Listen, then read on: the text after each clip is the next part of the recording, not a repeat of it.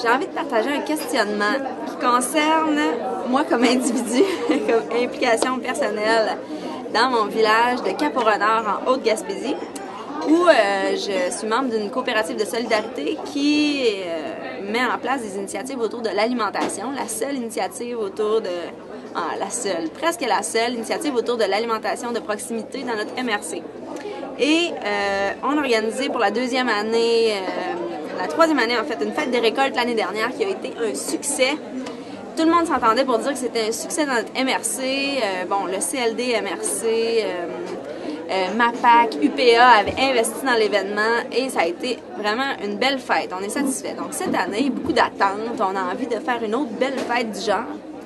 Mais l'année passée, on était en contexte électoral. Donc on a eu des beaux sous, la MRC avait des sous, tout ça. Et cette année, clac, les organismes du milieu ont très peu investi dans la fête des récoltes. Donc on se ramasse à vouloir mobiliser un milieu autour de l'alimentation de proximité, cause qu'on croit louable, mais que finalement, on se rend compte, y a-t-il vraiment une participation politique du milieu? Comment continuer à mobiliser notre communauté sans avoir le soutien politique? Mon nom est Francine Rainville de Victoriaville en santé. Je suis coordonnatrice. Et pour moi, la solidarité, c'est... vous pensez peut-être avec votre voisin déjà? Votre deuxième voisin, est-ce que vous voulez pratiquer la solidarité? On travaille dans le domaine, mais il faut peut-être chacun chez nous commencer par l'appliquer dans notre famille, l'entourage près. Alors, merci et bonne journée. Alors, je suis Edith Sanson, présidente de la commission scolaire Kamouraska-Rivière-du-Loup. Pour moi, la solidarité est essentielle sur le territoire de la commission scolaire. Les partenaires sont importants. Et comment on arrive à cette solidarité-là, c'est à partir de projets, de petits projets, mais également de grands projets, des projets au quotidien comme des projets de longue haleine. D'aller chercher les forces vives du milieu, d'aller chercher l'expertise des gens, d'aller chercher leur participation. Et tout ça, quand on regarde le projet du côté des valeurs humaines. Parce qu'avant tout, je suis engagée en éducation. C'est parce que l'éducation est la base d'une société. Mais aussi, c'est travailler avec les jeunes, pour les adultes, pour leur permettre de réaliser leur vie, d'atteindre leur réussite. Nicole Ruel, conseillère municipale de la ville de Blainville. Mon expérience de communauté solidaire est le fait d'avoir formé un comité d'animation de notre parc, où nous rassemblons les citoyens du quartier pour souligner certaines fêtes entre nous, et c'est très réussi. Les gens apprécient et ce n'est qu'un début à notre comité de parc. Merci.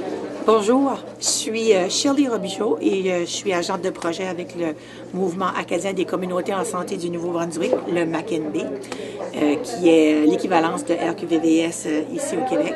Et puis, j'ai beaucoup aimé les discussions qui se sont tenues aujourd'hui concernant tout le sujet de la solidarité, etc.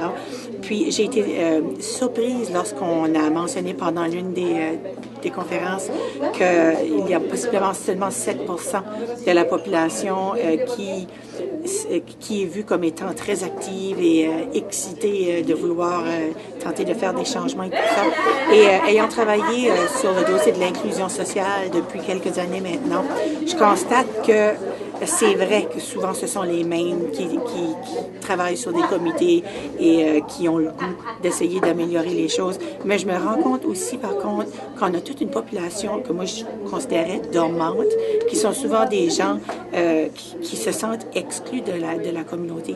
Et je me dis, si on pourrait trouver un moyen de modifier un peu les façons qu'on approche les gens, la façon qu'on travaille, puis qu'on serait prêt à faire de la place pour ces gens qui sont peut-être un peu moins habitués de travailler dans les situations où nous, on travaille.